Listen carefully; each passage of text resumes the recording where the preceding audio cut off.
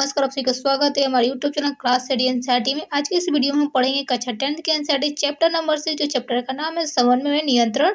समन्वय में नियंत्रण में आज का हमारा टॉपिक है पादपों में समन्वय कैसे होता है, उनके बारे में पढ़ेंगे। पादपों में समन्वय कैसे होता है उनके बारे में। तो चलिए हम वीडियो को स्टार्ट करते हैं। आप चैनल पर नए हैं तो चैनल को लाइक शेयर और सब्सक्राइब करना प्लीज ना भूलें, जिससे आपको हमारे आने वाले वीडियो का नोटिफिकेशन जल्द से जल्द मिल सके। तो चलिए वीडियो को स्टार्ट करते आज। तो पढ़ते पादपों में समन्वय। शरीर की क्रियाओं के नियंत्रण तथा समन्वय के लिए जंतुओं में तंत्रिका तंत्र होता था। हमने तंत्रिका तंत्र के बारे में अपने नेक्स्ट वाले वीडियो में पढ़े थे, पिछले वाले वीडियो में, कि शरीर की जो क्रियाएं होती हैं मनुष्य में, उनका नियंत्रण तथा समन्वय किन के द्वारा होता था। तो जंतुओं में तंत्रिका तंत्र द्वारा होता है, लेकिन पादपों में न तो तंत्रिका तंत्र होता है और न ही पेशियां होता है। तो अतः वे उद्दीपन की प्रति अनुक्रिया कैसे करते, वो उद्दीपन के प्रति अनुक्रिया कैसे करते हैं। जब हम छुई में के पादपों को छूते हैं, पत्तियों को छूते हैं, छुई में के पौधों को की पत्तियों को छूते हैं, तो वो मुड़ना प्रारंभ कर देती है। मुड़ना क्या प्रारंभ कर स्टार्ट कर देती है तथा झुक जाती है। क्या कहती है? झुक जाती है। जब एक बीज अंकुरित होता है तो जड़ें नीचे की ओर जाती हैं। क्या होता है? जब कोई एक चना लीजिए, आप उसको रात को भिगो दीजिए और सुबह उसको क्या करें, मिट्टी में ले जाकर उसको गाड़ दीजिए, बो दीजिए अंकुरित। हम ठीक है, अब कुछ दिन बाद देखेंगे जो उसका जड़ होगा नीचे की तरफ जाता हुआ दिखेगा, तो तना ऊपर की ओर आता है। जो तना होता है उसमें जो छोटा सा प्लांट निकलता है वो क्या, तो ऊपर की तरफ आता है। तो जानते हो क्या होता है कि छुई मुई की पत्तियां स्पर्श की अनुक्रिया में बहुत तेजी से गति करती है। जैसे हम उसको छूते तो अनुक्रिया से तेजी से गति करते। इस गति से वृद्धि का कोई संबंध नहीं है। वो क्या करते हैं, जो हम छुई में का जो प्लांट है, आप देखे होंगे, उसको टच करिएगा तो तुरंत क्या मुरझाना स्टार्ट करे, थोड़ा सा मुरझा जाती है। लेकिन जो उनकी ये गति है ना, वो उनको ग्रोथ की और इंडिकेट नहीं करती है। उसकी गति से कोई भी संबंध, जो वृद्धि है उनमें, छूने से छुई में जो प्लांट ग्रोथ करेगा नहीं, उससे कोई भी संबंध नहीं है। दूसरी ओर नवोद्भिद की दिशिक गति वृद्धि के कारण होती है। नवोद्भिद की जो दिशिक गति के वृद्धि के कारण होती है। यदि किसी वृद्धि को किसी प्रकार रोक दिया जाए तब कोई गति प्रदर्शित नहीं करेगा। अगर कोई वृद्धि को हम किसी पर रोक दें, किसी प्लांट का जो ग्रोथ कर रहा है उसको, प्लांट को हम ग्रोथ को रोकने की कोशिश करें तो वृद्धि करना नहीं करेगा, प्रदर्शित नहीं करेगा। अतः पादप को दो विभिन्न प्रकार की पत्तियां दर्शाते हैं। क्या कहते हैं? एक पादप के दो विभिन्न प्रकार की पत्तियों को हम गति दर्शाते हैं। एक वृद्धि पर आश्रित है, दूसरी वृद्धि से मुक्त हो। एक वृद्धि पर आश्रित है, दूसरी क्या है, वृद्धि से मुक्त हो। अगला टॉपिक है उद्दीपन के लिए तत्काल अनुक्रिया। उद्दीपन के लिए तत्काल अनुक्रिया। आइए पहले प्रकार की गति से विचार करते कहते हैं पहले प्रकार की गति से विचार करते हैं कि छुई में जो पौधे की जो गति, क्योंकि ये वृद्धि से संबंधित नहीं है। छुई में की जो गति है वो वृद्धि से संबंधित नहीं है। पादप को स्पर्श अनुक्रिया के फलस्वरूप अपनी पत्तियों में गति करनी चाहिए। पादपों को स्पर्श की अनुक्रिया के फलस्वरूप पत्तियां हैं अपनी पत्तियों में गति करनी चाहिए, लेकिन यहाँ कोई तंत्रिका ऊतक नहीं है। क्या होता है? यहाँ कोई तंत्रिका और न ही कोई पेशी ऊतक होता है। न ही कोई तंत्रिका होता है, न ही कोई पेशी। लेकिन जंतुओं में तो था ना तंत्रिका तो पेशी ऊतक, जो उद्दीपन की प्रति अनुक्रिया करते थे। फिर भी पादप कैसे स्पर्श का संचूषण करता है और किस प्रकार की अनुक्रिया में पत्तियां गति करती, किस प्रकार की अनुक्रिया में पत्तियां गति करती, आइए देखते हैं। देखिए ये छुई मुई का पौधा है, इसको स्पर्श किया गया तो यहाँ पे क्या मुरझाना स्टार्ट हो गया है। इस फिगर में ये ताजा है पर इसमें कोई टच किया है इसको, तो मुरझाना स्टार्ट कर दिया है।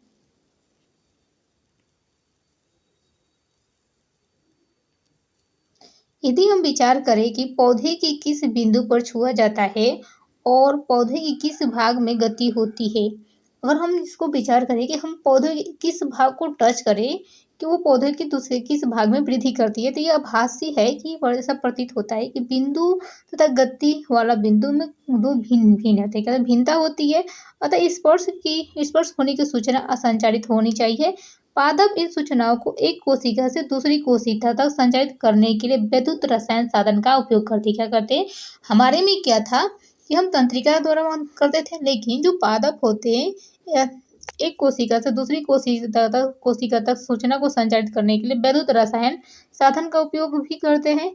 लेकिन जंतुओं की तरह पादप में सूचनाओं का चालन के लिए कोई विशेषकृत ऊतक नहीं होता। क्या होता है? लेकिन जंतुओं में क्या होता था, जंतु में ऊतक की तरह पादप की सूचनाओं को चालन के लिए कोई विशिष्ट ऊतक नहीं होते हैं।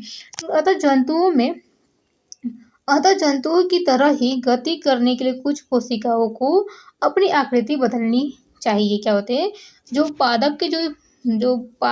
कोशिकाएं होती हैं जंतु की तरह वृद्धि करने के लिए सूचनाओं को आकृति बदलनी चाहिए। गति करने के लिए आकृति बदलनी चाहिए। पादप कोशिकाओं में जंतु पेशीय कोशिकाओं की तरह विशिष्ट प्रोटीन नहीं होती है। पादप कोशिकाओं में जंतु पेशीय कोशिकाओं की तरह ही विशिष्टकृत प्रोटीन नहीं होती, अपितु वे जल की मात्रा में परिवर्तन करके अपनी आकृति बदल लेती है। क्या करती है? अपितु वे जल की मात्रा में परिवर्तन करके आकृति बदल लेती है। परिणाम स्वरूप फूलने या सिकुड़ने में उनका आकार बदल जाता है। क्या होता है? परिणाम स्वरूप फूलने और सिकुड़ने में उनका आकार बदल जाता है। अब हमारा अगला टॉपिक है वृद्धि के कारण गति। वृद्धि के कारण गति कैसे होता है, आइए उनके बारे में देखते हैं।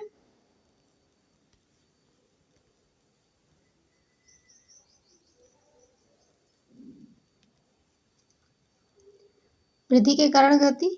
मटर के पौधे की तरह कुछ पादप दूसरे पादप या बाढ़ पर परतान की सहायता से ऊपर चढ़ते। क्या कहते हैं? बाढ़ पर परतान की सहायता से ऊपर चढ़ते हैं। जैसे मटर का पौधे लीजिए, चाहे कुछ पादप दूसरे पादप या बाढ़ और परतान की सहायता से ऊपर चढ़ते हैं। ये परतान स्पर्श के लिए संवेदनशील है। क्या होता है? स्पर्श के लिए संवेदनशील है। जब किसी भी आधार के संपर्क में आते हैं तो परतान का वो भाग जो वस्तु के संपर्क में उतनी तीव्रता से वृद्धि नहीं करता है। क्या करता है? अगर जब किसी आधार के संपर्क में आता है परतान, तो परतान का वो भाग जो वस्तु के संपर्क में है वो उनकी वृद्धि नहीं करता है। जितना परतान का वो भाग जो वस्तु दूर रहता है, इस कारण परतान वस्तु को चारों ओर से जकड़ लेते। क्या होता है? परतान इस वस्तु को चारों ओर से जकड़ लेते। आमतौर पर पादप धीरे धीरे एक निश्चित दिशा में गति उद्दीपन के प्रति अनुक्रिया करते हैं, क्योंकि यह वृद्धि दिशिक है। क्या होता है? यह वृद्धि दिशिक होता है। ऐसा लगता है कि पादप गति कर रहा है।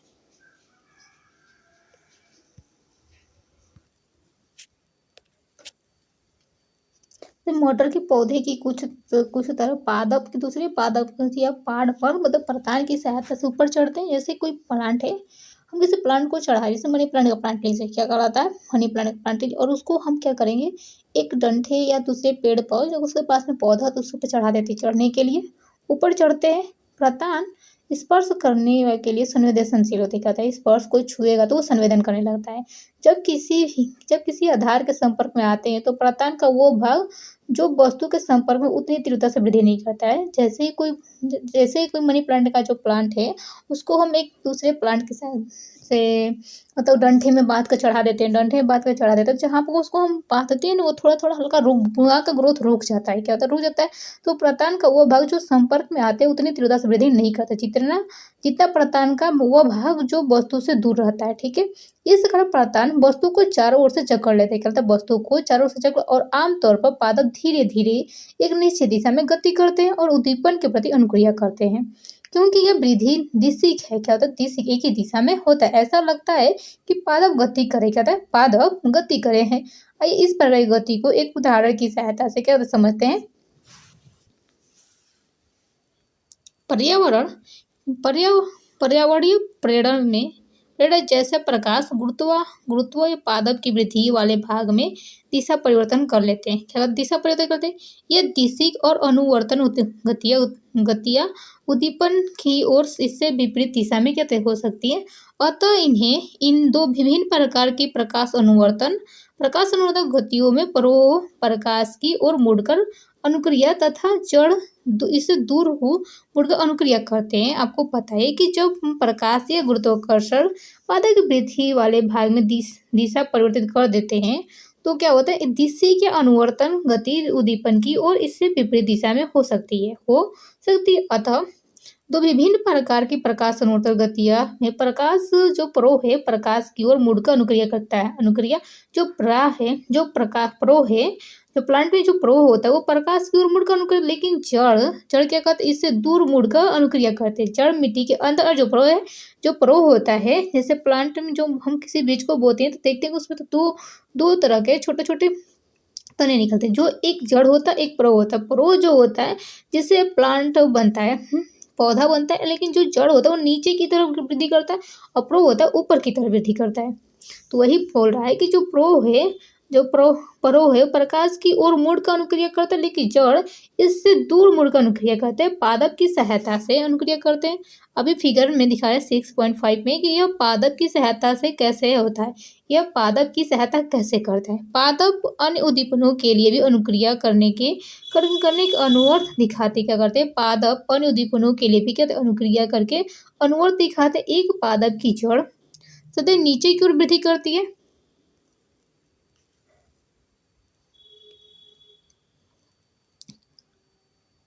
जबकि परो देखिए एक पादप की जो जड़ होती है सदैव नीचे की तरफ वृद्धि करती है, जबकि परो क्या होता है ऊपर की ओर पृथ्वी से दूर वृद्धि करते हैं। कहते हैं पृथ्वी से दूर वृद्धि करते हैं।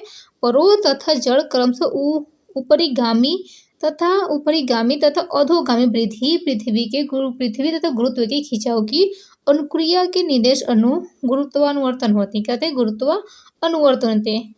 आपको पता है कि जो जड़ है, जड़ नीचे की तरफ वृद्धि करता है और प्रो ऊपर की तरफ वृद्धि करता है, तो पृथ्वी और गुरुत्वाकर्षण के विपरीत, ठीक है। लेकिन ऊपरीगामी अधोगामी वृद्धि पृथ्वी या गुरुत्वाकर्षण के खिंचाव की अनुक्रिया के निस्संदेह गुरुत्वानुवर्तन के अनुवर्तन है। यदि जल का अर्थ पानी तथा रसायन का अर्थ देखिए जल का अर्थ पानी तथा रसायन का अर्थ रासायनिक पदार्थ हो तो जलवानुवर्तन। अब रसायन अनुवर्तन का क्या अर्थ होगा। जल का अर्थ पानी है और रसायन का अर्थ रासायनिक पदार्थ हो तो जलवानुवर्तन और रसायन अनुवर्तन का अर्थ क्या होगा।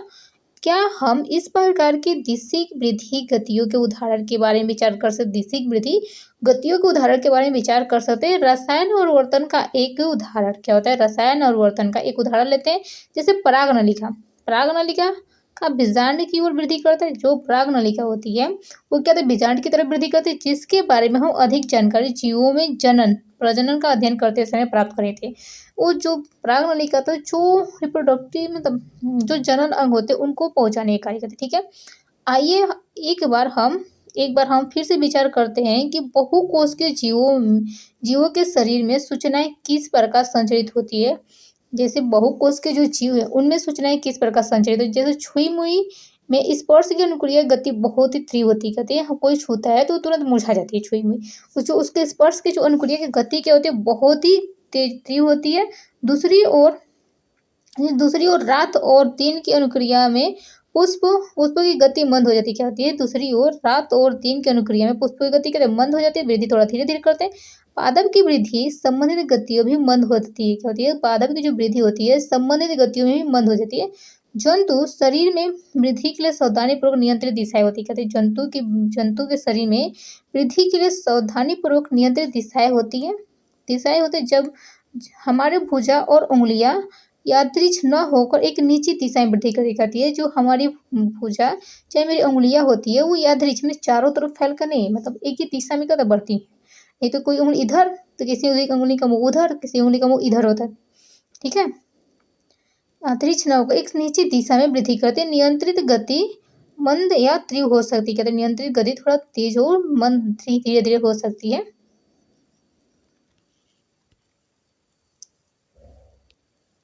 देखिए हम लोग फिगर में देख रहे हैं जैसे एक प्लांट है उसको एक जार में लगाया गया है। देखिए जो प्रकाश मिला तो पौधे ऊपर की तरफ प्रो है जो ऊपर की तरफ, लेकिन जो जड़ है वो नीचे की तरफ वृद्धि कर रहा है। दोनों की तरफ वृद्धि हो रहा है पर एक नीचे की तरफ एक ऊपर की तरफ। प्रकाश की दिशा में पादप की अनुक्रिया, ठीक है। प्रकाश की दिशा में पादप की अनुक्रिया ये देखिए धनात्मक, ये ऋणात्मक, ये धनात्मक इधर से की तरफ वृद्धि हो रहा है। ये गुरुत्वाकर्षण जमीन की ये अपनी तरफ और ये इधर गुरुत्वानुवर्ती मतलब ऋणात्मक, ये गुरुत्वाकर्षण से थोड़ा दूसरी ओर क्या कर रहा है चलकर वृद्धि कर रहा है।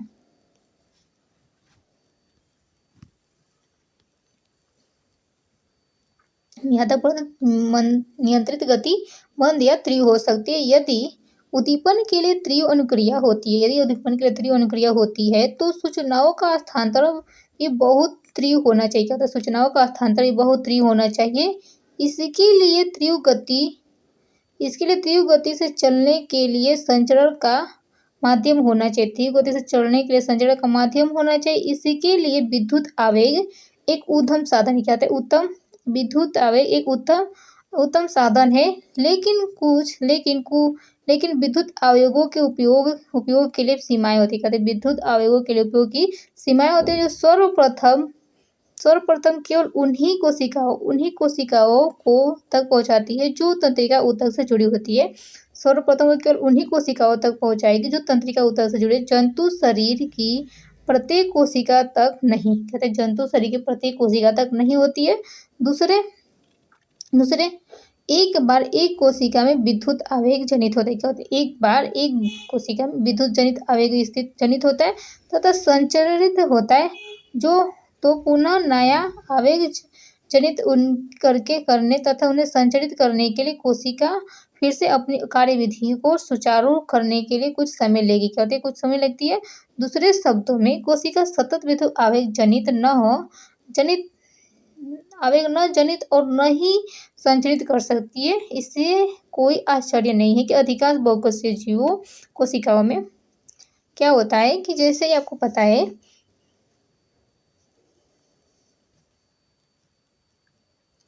इसके लिए तीव्र गति से चलने के लिए संचरण का माध्यम होना चाहिए, क्या एक माध्यम चाहिए संचरण के लिए जो तीव्र गति से हो सके। इसके लिए विद्युत आवेग एक उत्तम साधन है, क्या होता है, एक उत्तम साधन होता है। लेकिन विद्युत आवेग के लिए उपयोगी के लिए सीमाएं होती है, क्या उपयोग के लिए सीमा, सर्वप्रथम केवल उन्हीं कोशिकाओं तक पहुंचेगी जो तंत्रिका ऊतक से जुड़ी होती है।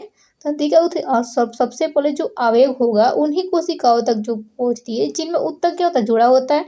जिनसे ऊतक नहीं जुड़ा तो उन पे नहीं पहुंच पाता, क्योंकि जंतुओं की प्रत्येक कोशिका तक नहीं पहुंच पाता है। दूसरी, एक बार एक कोशिका में विद्युत आवेग जनित होता है तथा संचरित होता है, पुनः नया आवेग जनित करने तथा उसे संचरित करने में कोशिका से फिर से अपनी कार्यविधि को सुचारू करने के लिए कुछ समय लगती है। क्या होता है, पहले तो जो आवेग चलेगा वह आवेग फिर से क्या होगा, एक कोशिका ऊतक के संपर्क उनके पास पहुंचेगा, फिर दूसरी कोशिका जो ऊतक के संपर्क में न होगी उन्हें पहुंचाने के लिए क्या होता है, फिर से उतने ही टाइम से उतने ही स्पीड से आवेग को संचरित करना पड़ता है कि वो पूरे शरीर की कोशिकाओं में तक पहुंच सके। ठीक है, आवेग संचरित करने उतनी होता था, उसे संचारित करने कोशिका को फिर अपनी कार्यविधि को सुचारू करने के लिए कुछ समय लगेगा। दूसरे शब्द में कोशिका है सतत विद्युत आवेग जनित, स्वयं भी जो कोशिकाएं होती है विद्युत आवेग जनित नहीं कर सकती और न ही संचारित कर सकती है। ठीक है, इसमें कोई आश्चर्य नहीं है कि अधिकांश बहुकोशिकीय जीव कोशिकाओं में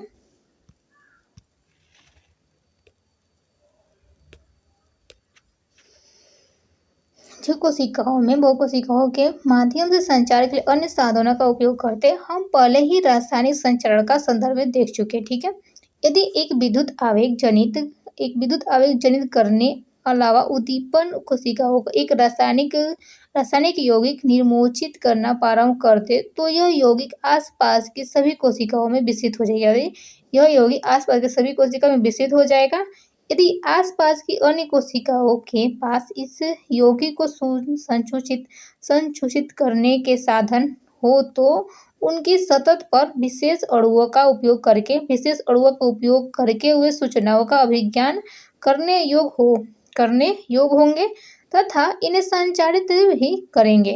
हालांकि यह एक प्रक्रम बहुत धीमा होगा, लेकिन यह तंत्रिका संबंध के बिना भी शरीर की सभी कोशिकाओं तक पहुंचेगा। तंत्रिका संबंध के बिना भी शरीर की सभी कोशिकाओं तक पहुंचेगा तथा इसके अपरिवर्तित तथा अस्थायी बनाया जा सकता है। इसे अपरिवर्तित तथा अस्थायी बनाया जा सकता है। बहुकोशिकीय जंतुओं द्वारा नियंत्रण एवं समन्वय के लिए प्रयुक्त ये हार्मोन हमारी आशा के अनुरूप विविधता दर्शाते, कहते हैं ये हमारे अनुरूप विविधता के दर्शाते हैं। जैसे एक विद्युत आवेग जनित करने के लिए आवेग के अलावा उद्दीपित कोशिकाओं को यह रासायनिक यौगिक के निर्मोचन प्रारंभ कर देते, कहते हैं निर्मोचन प्रारंभ कर देते। यह यौगिक आसपास के सभी कोशिकाओं में विस्तृत हो जाते। क्या होता है, ये यौगिक जो हो ये आसपास के सभी कोशिकाओं में विस्तृत हो जाता है। यदि आसपास की अन्य कोशिकाओं के पास इस यौगिक का संसूचित करने के साधन हो, संसूचित मतलब फैलाने का जो साधन हो, तो उनकी सतह पर विशेष अणुओं का उपयोग करके सूचनाओं का अभिव्याख्यान करने योग्य होंगे। या तो फैला दिया जाएगा साधन का उपयोग करके, इन्हें संचारित, और यहाँ से क्या करेंगे, वो वहाँ तक तो पहुँचेगा, फिर वहाँ से भी क्या होगा, आगे संचारित होगा। ठीक है। हालांकि यह प्रक्रम बहुत धीमा मतलब धीरे धीरे होता है, लेकिन यह तंत्रिका संबंध के बिना भी सभी कोशिकाओं तक पहुंचाया जाएगा। क्या होता है, अगर ये प्रक्रम धीरे धीरे होगा, लेकिन ये जो तंत्रिका तंत्र के माध्यम से जो उद्दीपन शरीर में पहुंचता था, लेकिन यहाँ पे ये जो वाला है वो क्या करेगा, बिना तंत्रिका संबंध के बिना भी शरीर के सभी कोशिकाओं तक पहुंच जाएगा। इसे अपरिवर्तित मतलब चेंज भी किया जा सकता तथा अस्थायी बनाया भी जा सकता है। ठीक है। बहुकोश के जंतुओं द्वारा नियंत्रण एवं समन्वय के लिए प्रयुक्त है। हमारी हार्मोन हमारी आशा के अनुरूप विविधता दर्शाते हैं। क्या होते हैं, जो हमारे शरीर में हार्मोन होते हैं वो क्या कहते हैं, जो हमारे शरीर में हार्मोन होता है, जो बहुकोषीय जंतुओं में नियंत्रण एवं समन्वय के लिए क्या होता है, प्रयुक्त होते हैं। हम हार्मोन हमारी आशा के अनुरूप विविधता दर्शाते हैं, जैसे हमारी आशा रखते हैं वैसे के हिसाब से कार्य करते हैं। ठीक है।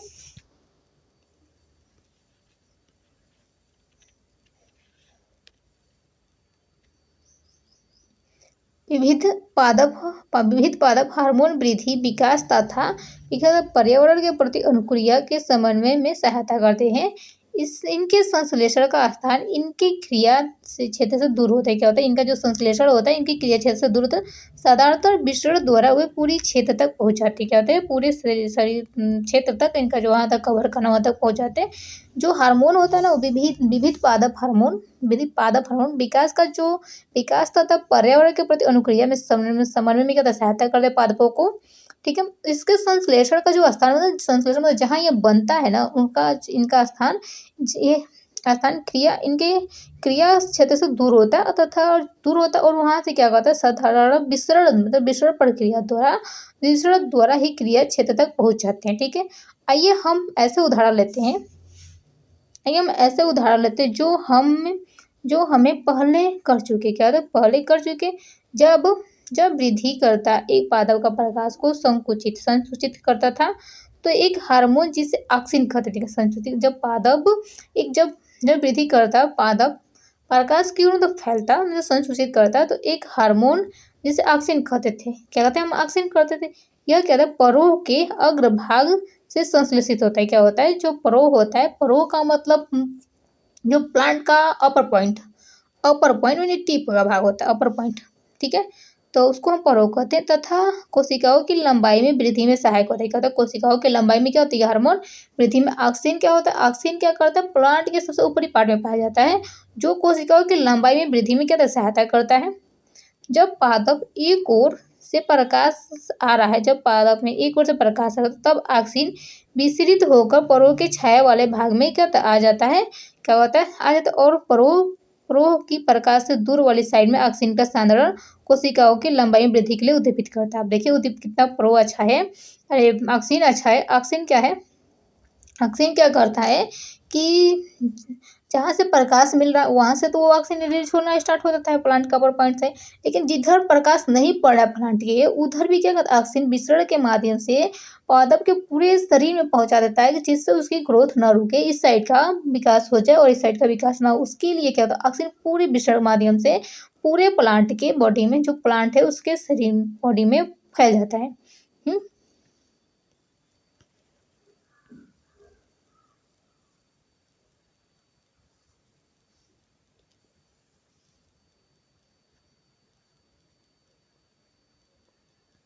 तो पादप प्रकाश की ओर मुड़ता हुआ दिखाई देता है। कहते हैं प्रकाश की ओर मुड़ता हुआ दिखाई देता है। पादप हार्मोन का दूसरा उदाहरण जिबरेलिन है। क्या होता है, पादप हार्मोन का दूसरा रूप जिबरेलिन है, जो ऑक्सिन की तरह ही तने की वृद्धि में सहायता करता है। कहता है ऑक्सिन का तने की वृद्धि मतलब प्लांट की वृद्धि में, लेकिन जो जिबरेलिन है वो ऑक्सिन की तरह तने की वृद्धि में सहायक होता है। साइटोकाइनेसिस कोशिका विभाजन को प्रेरित करता है। अभी तुम ऑक्सिन के पढ़े, जिबरेलिन, और जो अब पढ़े साइटोकाइनेसिस। साइटोकाइनेसिस क्या होता है, साइटोकाइनेसिस कोशिका विभाजन में प्रेरित करता है। कहते हैं जैसे कोशिका विभाजन होगा तभी तो प्लांट बढ़ेंगे। एक सेल, दो सेल, तीन सेल, चार सेल, जैसे जैसे अधिक लाखों सेल में तो एक थोड़ा थोड़ा भाग बनता जाएगा। तो साइटोकाइनेसिस क्या करता है ना, कोशिका विभाजन में प्रेरित करता है और इसलिए यह उन क्षेत्रों में जहाँ कोशिका विभाजन तीव्र होता है, विशेष रूप से फलों और बीजों में अधिकांश सांद्रता में पाया जाता है। ठीक है, यह पादप हार्मोन के उदाहरण क्या है, ये पादप हार्मोन जो वृद्धि में सहायता करते हैं, लेकिन पादप की वृद्धि संदमन के लिए भी संकेत आवश्यक होता है। एब्सिसिक जो होता है, एब्सिसिक अम्ल वृद्धि का संदमन करने वाले हार्मोन का एक उदाहरण है, जो पत्तियों को मुरझाना इसके प्रभाव से सम्मिलित होता है। क्या था, अब जब एब्सिसिक एसिड निकलता है तो संदमन करने वाला हार्मोन एक होता है जो पत्तियों को मुरझाना इसके प्रभाव से संक्रमित होता है। मतलब जो पत्तियां मुरझा रही तो मतलब एब्सिसिक एसिड सीक्रेट कर रहा है। उम्मीद है कि आपको यहाँ तक अभी तक हमारी जितना भी पढ़ाए टॉपिक को आपको समझ में आएगा। आप चैनल पर नए हैं तो प्लीज़ चैनल को लाइक शेयर और सब्सक्राइब कर लें, जिससे आपको हमारे आने वाली वीडियो का नोटिफिकेशन मिल सके।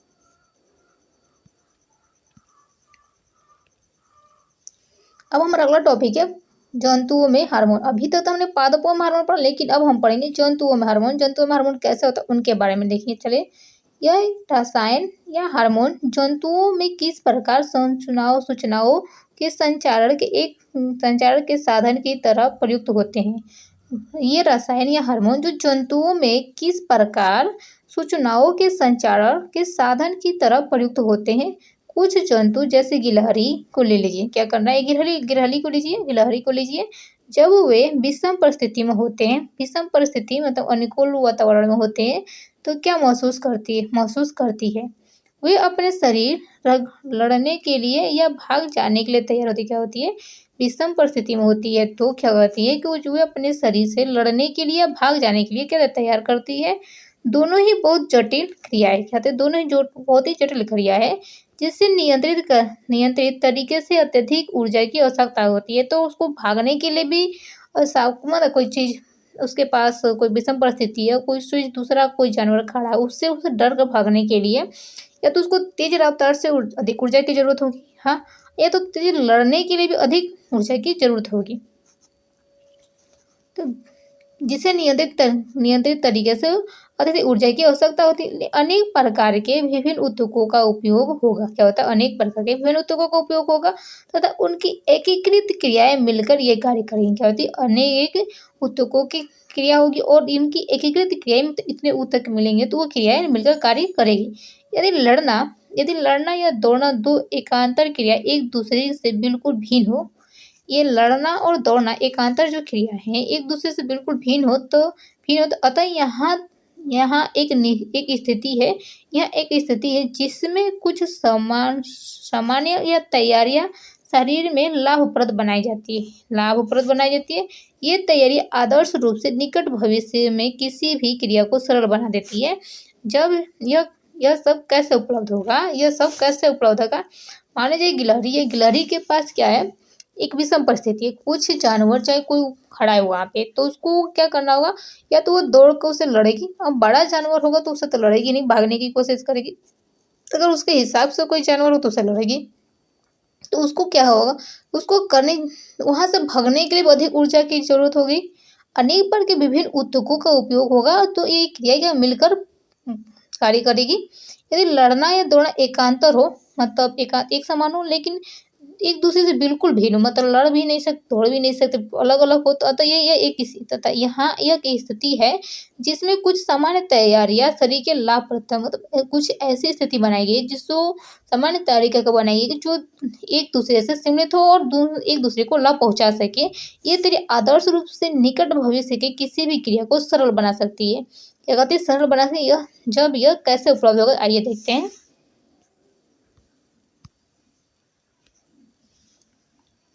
यदि गिलहरी में शरीर की अभिकल्प तंत्रिका कोशिकाओं द्वारा केवल विद्युत आवेग पर आश्रित होगा तो आगामी क्रिया को करने के लिए प्रशिक्षित ऊतकों का परिसर सीमित होगा। क्या होगा, आगामी क्रिया को करने के लिए प्रशिक्षित ऊतकों का परिसर क्या होता है, सीमित होगा।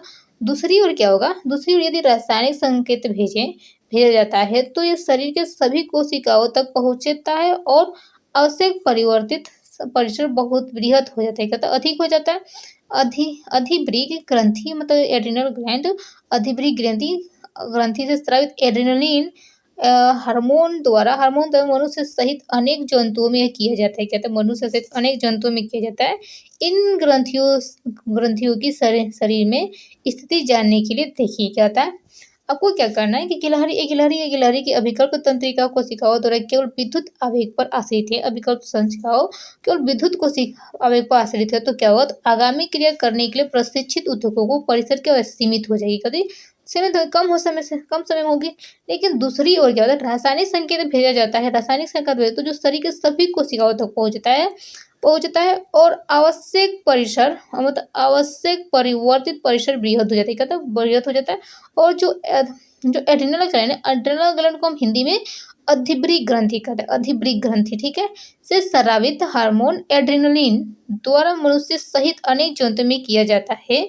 इस ग्रंथि की शरीर में स्थिति जानने के लिए आइए फिगर नंबर देखते हैं। फिगर 6.7 में देखेंगे। अभी एड्रिनल क्या कहता है, सीधा रुधिर में स्रावित हो जाती है। क्या होता है, एड्रिनल सीधा रुधिर में स्रावित हो जाता है और शरीर की विभिन्न भागों तक पहुंचा दिया जाता है। क्या होता है, एड्रिनल क्या कहता है, अधिभृग ग्रंथि यानी एड्रिनल ग्लैंड से निकलता है और शरीर की सभी को विभिन्न भागों तक पहुंचा दिया जाता है। हृदय सहित यह लक्ष्य अंगों या विशिष्ट ऊतकों पर कार्य करता है। ये हमारे हृदय से ही क्या हृदय सहित क्या है, हृदय को भी लेकर, हृदय को छोड़कर हृदय को भी लेकर लक्ष्य अंग मतलब टारगेट ऑर्गन तक विशिष्ट ऊतकों पर कार्य करते हैं। ऊतकों पर परिणाम स्वरूप क्या होता है, हृदय की धड़कन बढ़ जाती है। क्या होता है, हृदय की धड़कन में, ताकि हमारी पेशियों को अधिक ऑक्सीजन की आपूर्ति हो सके। क्या होता है, हमारी पेशियों को हृदय की जो धड़कन होती है बढ़ जाती है और जिससे क्या होता है कि हमारी जो पेशियां उनको ऑक्सीजन की आपूर्ति अधिक से अधिक हो सके। पाचन तंत्र तथा त्वचा में रुधिर की आपूर्ति कम हो जाती है। जो हमारा डाइजेस्टिव सिस्टम का पाचन तंत्र है, जो त्वचा में कहते हैं रुधिर की आपूर्ति कम हो जाती है,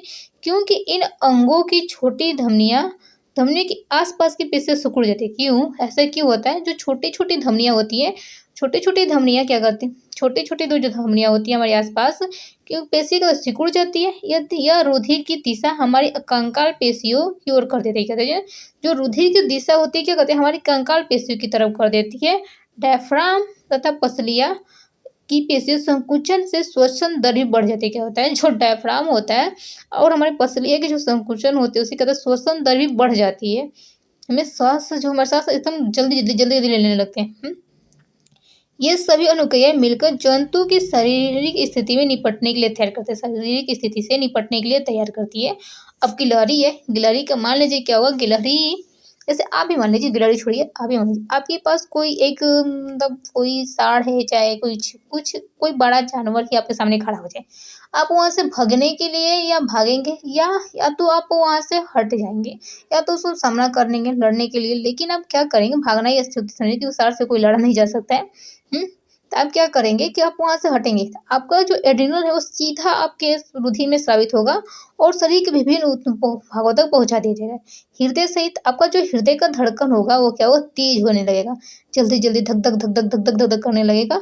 और जो आपकी हमारी पेशियों की अधिकांश उसी समय ऑक्सीजन की आपूर्ति होती है और पाचन तथा त्वचा की वृद्धि में आपूर्ति कम हो जाती है, जिससे हमारे रोंगटे खड़े होने लगते हैं। क्या होते हैं, साथ में रोंगटे भी खड़े लगते हैं, वो इसी का लक्षण दिखा रहा है प्रतीकों में। क्योंकि इस अंगों की जो छोटी छोटी धमनियां वहां के आसपास की पेशियां सिकुड़ जाती है, जहाँ के रुधिर का सप्लाई हल्का हल्का होने लगता है। यदि रुधिर की दिशा हमारी कंकाल पेशियों की तरफ होता है, जिससे डायफ्राम तथा जो पसलियां होती है उनकी संकुचन से श्वसन दर भी बढ़ जाती है। क्या होता है, जो हमारा डायफ्राम होता है श्वसन दर, उससे भी हमारी सांसें भी बहुत तेज तेज चलने लगते हैं, हम हाँफने लगते हैं। ठीक है, से भी यह अनुक्रिया मिलकर जो शरीर जो जंतु है मतलब आप ही मान लीजिए, जो जंतु है शरीर की स्थिति से निपटने के लिए तैयार हो जाती है कि तुम यहाँ से भागो।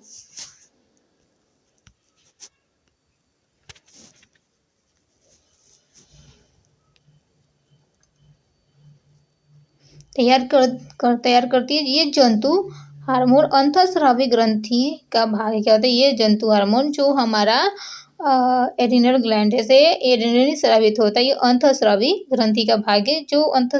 जो हमारे शरीर में नियंत्रण एवं समन्वय का दूसरा मार्ग क्या होता है, जो हमारे शरीर में नियंत्रण एवं समन्वय का दूसरा मार्ग है। स्मरण कीजिए कि पादपों में हार्मोन होते थे। क्या होते हैं, अभी हम पादप हार्मोन पढ़े थे, ठीक है, जो दिशिक वृद्धि को नियंत्रित करते हैं।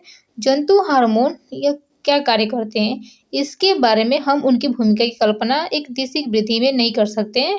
हमने किसी जंतु को प्रकाश या गुरुत्व के आश्रित किसी दिशा में वृद्धि करते भी कभी नहीं देखा है। हमने अभी तक किसी भी जंतु को प्रकाश या गुरुत्व पर आश्रित किसी दिशा में वृद्धि करते नहीं देखा। लेकिन यदि हम इसके बारे में और अधिक चिंतित करें तो यह भी साक्षी होगा कि जंतु शरीर में भी सावधानीपूर्वक नियंत्रित स्थानों पर वृद्धि होती कहता है आश्रित होगा। लेकिन यदि हम इसके बारे में और भी अधिक चिंतन करें, मतलब विचार करें, तो यह साबित होगा कि जंतु शरीर में सावधानीपूर्वक नियंत्रित स्थानों पर वृद्धि होता है।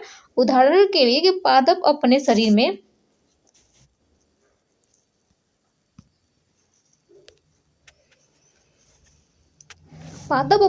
अनेक स्थानों पर पत्तियां उगाते हैं। कहते हैं पादप अपने शरीर में अनेक स्थानों पर पत्तियां उगाते हैं, लेकिन हम अपने चेहरे पर उंगलियों पर नहीं उगाते हैं। कहते हैं हम अपने चेहरे पर उंगलियों पर नहीं उगाते। हमारे शरीर की अभिकल्पना बच्चों की वृद्धि के समय भी सावधानीपूर्वक अनुरक्षित होता है। यह समझने के लिए कि समन्वित वृद्धि में हार्मोन कैसे सहायता करते हैं। समन्वित वृद्धि में हार्मोन कैसे सहायता, पत्तियां क्या होती हैं, जो पौधे होते हैं, पौधे के अनेक स्थानों से पत्तियां निकलती हैं, जहाँ मैंने ऊपर नीचे कहीं से भी पत्तियां निकल जाती हैं। लेकिन हम अपने चेहरे पर उंगलियां नहीं उगाते। कहते हैं लेकिन हम जो मनुष्य होते हैं अपने चेहरे पर उंगलियां थोड़ी नहीं उगाते। हमारे शरीर की अभिकल्पना बच्चों की वृद्धि के समय भी सावधानीपूर्वक अनुरक्षित होती है। हमें यह समझने के लिए समन्वित वृद्धि से हार्मोन कैसे सहायता करते हैं, आइए कुछ उदाहरणों की परीक्षा करते। नमक के पैकेट पर हमने देखा है कि आयोडीन युक्त नमक, लेकिन अब तो प्रचार जो एड आते हैं आयोडीन युक्त टाटा नमक, आयोडीन युक्त नमक, जब जो एड आता है तो उनका भी देखेंगे, उसमें आयोडीन युक्त नमक का प्रचार किया जाता है। ठीक है, आयोडीन युक्त नमक या आयोडीन किससे संवर्धित है, क्या था, हम अपने आहार में आयोडीन युक्त नमक लेते हैं। क्या कहते हैं, आयोडीन युक्त नमक, क्योंकि यह आवश्यक है। अवोटो ग्रंथि मतलब थायराइड, अवोटो ग्रंथि को थायरॉक्सिन हार्मोन बनाने के लिए आयोडीन की आवश्यकता होती है। जो हमारा थायराइड है,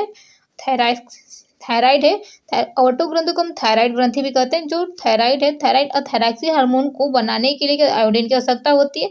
थायरॉक्सिन कार्बोहाइड्रेट, प्रोटीन और तथा वसा के उपपचय हमारे शरीर में नियंत्रण करते हैं। तो थायरॉक्सिन होता है हमारे कार्बोहाइड्रेट, प्रोटीन तथा वसा के उपपचय मतलब मेटाबॉलिज्म में हमारे शरीर में नियंत्रण करता है, ताकि वृद्धि के लिए उत्कृष्ट संतुलन उपलब्ध कराया जाता है। कि क्या करें, ताकि वृद्धि के लिए, हमारे शरीर की वृद्धि के लिए उत्कृष्ट संतुलन उपलब्ध कराया जाता है। थायरॉक्सिन के संश्लेषण के लिए आयोडीन अनिवार्य होता है।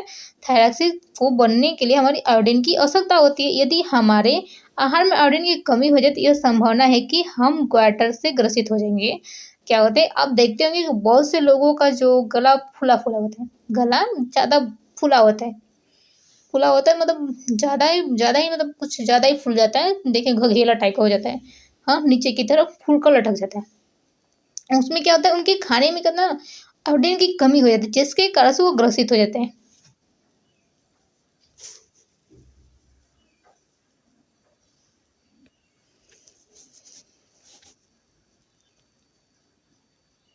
आयोडीन की कमी तो संभावना ये कि हम ग्वाटर से ग्रसित हो जाएंगे, जिसको हम गला फूल जाता है उसको हम ग्वाटर कहते हैं, घघेला। इस बीमारी का एक लक्षण फूली हुई गर्दन है। अभी बताएं हम आपको इस बीमारी का जो लक्षण है फूली हुई गर्दन। आइए 6.7 चित्र में अवोटो ग्रंथि की स्थिति से संबंधित कर सकते हैं। ठीक है, अभी देखते हैं हम आपको अवोटो ग्रंथि क्या यहाँ पर स्थिति है उसके बारे में। कभी कभी हम ऐसे व्यक्तियों के संपर्क में आते हैं जो बहुत छोटे बौने होते हैं। क्या होते हैं, बहुत छोटे मतलब बौने होते हैं या बहुत अधिक लंबे होते हैं। तो क्या आपको कभी आश्चर्य हुआ है कि यह कैसे होता है? अभी आपने देखा होगा अपने आसपास के भाई बहन, चाहे आपके चचेरा मचेरा किसी भी संपर्क में बच्चे होंगे तो देखते होंगे कि जो आपके आसपास के पड़ोसी में भी कि ऐसे व्यक्ति जो बहुत छोटे होते हैं, ज़्यादा ही नहीं, छोटे होते हैं, सर्कस में छोटे होते हैं और बहुत अधिक लंबे भी देखे होंगे बहुत से आदमी को। तो क्या आपको कभी आश्चर्य हुआ हो कि ऐसा होता है कि पीयूष ग्रंथि से स्रावित होने वाले हार्मोन में एक वृद्धि हार्मोन क्या होता है, पीयूष ग्रंथि पीयूष ग्रंथि से स्रावित होने वाले हार्मोन एक वृद्धि हार्मोन है, जिसका जैसे इसका नाम इंगित करता है। वृद्धि हार्मोन शरीर की वृद्धि और विकास को नियंत्रित करता है। वृद्धि हार्मोन जो होता है शरीर की वृद्धि और विकास को नियंत्रित करता है। यदि बाल्यकाल में इस हार्मोन की कमी हो जाता है तो क्या होता है, तो यह बौने का कारण दर्शाता है। क्या होता है, कारण बन जाता है। अगर जिस बच्चे में वृद्धि पीयूष ग्रंथि से अगर वृद्धि हार्मोन ना निकले तो वो बच्चा क्या होगा, बौना हो जाएगा। अगर पीयूष ग्रंथि से वृद्धि हार्मोन लगातार बनते मतलब अच्छे टाइम तक निकलता रहता है तो बच्चों की जो हाइट है ना अच्छी लेवल तक हो जाती है। 5 फुट 6 फुट, हाँ 6 फुट 7 इंच 8 इंच हो जाता है। लेकिन वही कम हो जाता है थोड़ा मिडिल एज तक, तो क्या होता है कि वो बच्चा छोटा हो जाता है, 5 फुट या उससे भी कम हो जाता है, बौना हो जाता है।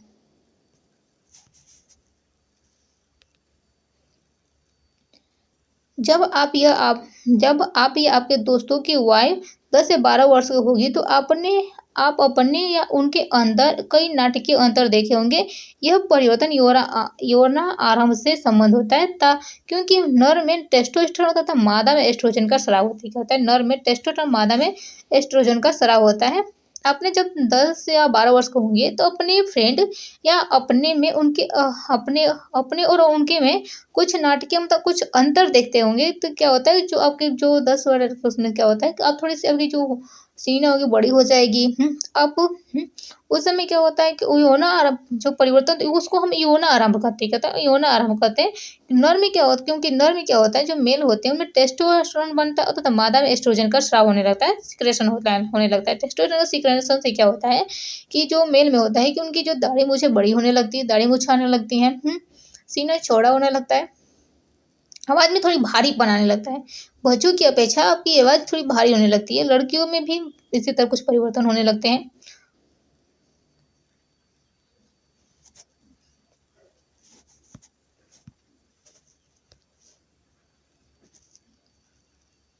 देखिए, ये रहा मेल का फिगर, ये रहा फीमेल का फिगर, ठीक है। नहीं, ये फीमेल, ये मेल का फिगर है, ये फीमेल का फिगर है, सॉरी पहले बता दिए थे। देखिए, ये हमारा हाइपोथैलेमस है, ये पिनियल ग्लैंड, यहाँ पे पीयूष ग्रंथि यही जो पार्ट है जहाँ से हमारी वृद्धि हार्मोन साबित होती है। कहते हैं वृद्धि हार्मोन, ये हमारा पाराओटो मतलब थायराइड, जहाँ पे आयोडीन की कमी से क्या होता है, कार्बोहाइड्रेट, प्रोटीन और वसा का उपपचय में कमी हो जाती है, ठीक है। ये हमारा थाइमस ग्रंथि, ये हमारा अग्नाशय, ये अधिवृक्क एड्रिनल ग्लैंड। एड्रिनल ग्लैंड क्या होता है, हमारी परिस्थितियों की से लड़ने के लिए लायक बनाता है, ठीक है।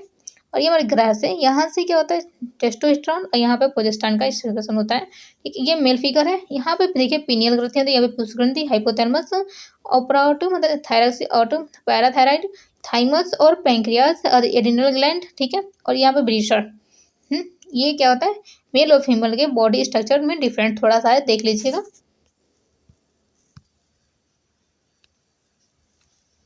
क्या आप अपने परिवार या दोस्तों में किसी को जानते हैं जिन्हें डॉक्टर ने अपने आहार में कम शर्करा लेने की सलाह दी हो? आपको पता है कि आप अपने परिवार दोस्त में देखते होंगे कि उन्हें डॉक्टर कहा है कि उनको तो नहीं चीनी कम खाए, क्या है, चीनी कम खाए, कम शर्करा चीनी लेने को कहा हो, क्योंकि ये मधुमेह से क्या होता है, ग्रसित होती है। क्या होता है, मधुमेह के रोगी हैं। उपचार के रूप में वे इंसुलिन का उपयोग इंजेक्शन ले रहे हैं। क्या होता है, उपचार के रूप में ये क्या होता है, इंसुलिन का इंजेक्शन ले रहे हैं। यह हार्मोन जिनका उत्पादन अग्नाशय में होता है, क्या होता है, इस हार्मोन का उत्पादन अग्नाशय पैंक्रियाज में होता है। अभी हम पैंक्रियाज का फिगर दिखाएं आपको, पैंक्रियाज में होता है और जो रुधिर में शर्करा का स्तर को नियंत्रित करने में सहायता करते हैं। क्या होता है, जो रुधिर में शर्करा का स्तर को नियंत्रित करने में सहायता करते। यदि यह उचित मात्रा में स्रावित न होता तो रुधिर में शर्करा स्तर बढ़ जाएगा। क्या होता है, स्रावित न होगा तो रुधिर में शर्करा का स्तर बढ़ जाएगा और कई हानिकारक प्रभाव का कारण बन जाता है, वो कारण बनता है। यदि यह इतना आवश्यक है कि हार्मोन का स्राव परिशुद्ध मात्रा में होनी चाहिए, तो हमें एक क्रिया विधि की आवश्यकता होती है जिससे यह किया जाता है कि स्रावित होने वाले हार्मोन का समय और मात्रा का नियंत्रण पुनः भरण वृद्धि के लिए किया जा सकता है। उदाहरण के लिए, यदि रुधिर में शर्करा का स्तर बढ़ जाता है तो इसे अग्नाशय की कोशिकाओं संकुचित कर लेती हैं। अग्नाशय की जो पैंक्रियाज जो कोशिका संकुचित कर लेते हैं तथा इस अनुक्रिया में अधिक इंसुलिन स्रावित करती है। और कहते हैं अधिक इंसुलिन स्रावित करती है, जब रुधिर शर्करा का स्तर कम हो जाता है, इंसुलिन का स्राव कम हो जाता है। जैसे आपके आसपास कोई हो, आपको देखे होंगे कि उनको डॉक्टर कहते हैं कि मतलब थोड़ा चीनी कम करिए, हम शुगर चीनी हमको शुगर है, शुगर की वजह से हम चीनी कम खाते हैं, ठीक है। तो वो क्या करते हैं, शुगर से बचने के लिए इंसुलिन का इंजेक्शन लगवाने लगते हैं। कहते हैं इंसुलिन का इंजेक्शन, आपको पता है कि जो इंसुलिन कहाँ से स्रावित होता है, वो होता है अग्नाशय यानी कि पैंक्रियाज से, जो हार्मोन है, ठीक है।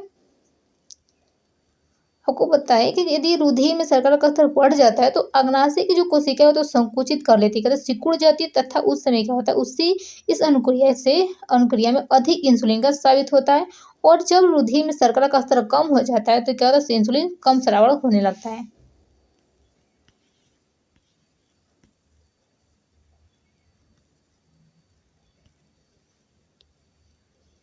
देखिए, हार्मोन में अंतःस्रावी ग्रंथियों द्वारा स्रावित जिनके विशिष्ट कार्य होते हैं। हार्मोन अंतःस्रावी ग्रंथियों या दिए हुए कुछ महत्वपूर्ण हार्मोन तथा उनके कार्यों के आधार पर सारित किए, ठीक है। वृद्धि हार्मोन जो पिट्यूटरी ग्रंथि से स्रावित होता है, यह सभी अंगों को वृद्धि करता है, ठीक है। थायरॉक्सिन शरीर की वृद्धि के लिए उपापचय का नियमन करता है। इंसुलिन क्या होता है, रक्त में शर्करा के स्तर का नियमन करता है। टेस्टोस्टेरोन डिस्ट्रीब्यूशन, टेस्टिस यानी अंडाशय मादा लैंगिक अंगों का विकास और मानसिक चक्र को नियमन करता है। एड्रेनलिन क्या करता है, एड्रेनलिन ग्रंथि अभी बताएं जो स्थिति परिस्थिति से लड़ने के लिए लायक बनाता है, ठीक है। मोचक हार्मोन कहते हैं, ये पिट्यूटरी से हार्मोन के स्राव को प्रेरित करता है। मोचक हार्मोन यानी कि पिट्यूटरी से, जो हमारे पिट्यूटरी ग्लैंड है, उसे हार्मोन को स्राव करने के लिए प्रेरित करता है। बच्चों, इस चैप्टर से जो भी टॉपिक समझ नहीं आएगा तो आप कमेंट बॉक्स में लिख कर बताइएगा। और आपको वीडियो कैसी लगी, वीडियो अच्छी लगी तो प्लीज़ कमेंट बॉक्स में लिखाइए कि वीडियो अच्छी लगी, वीडियो अच्छी नहीं लगी तो प्लीज़ बताइए कि कमेंट बॉक्स में वीडियो अच्छी नहीं लगी। तो प्लीज़ चैनल पे नए हैं बच्चों तो प्लीज़ चैनल को लाइक शेयर और सब्सक्राइब कर दें, जिससे आपको हमारी आने वाली वीडियो का नोटिफिकेशन जल्द से जल्द मिल सके। तो चलिए मिलते हैं अगले नेक्स्ट वीडियो, तब तक के लिए धन्यवाद।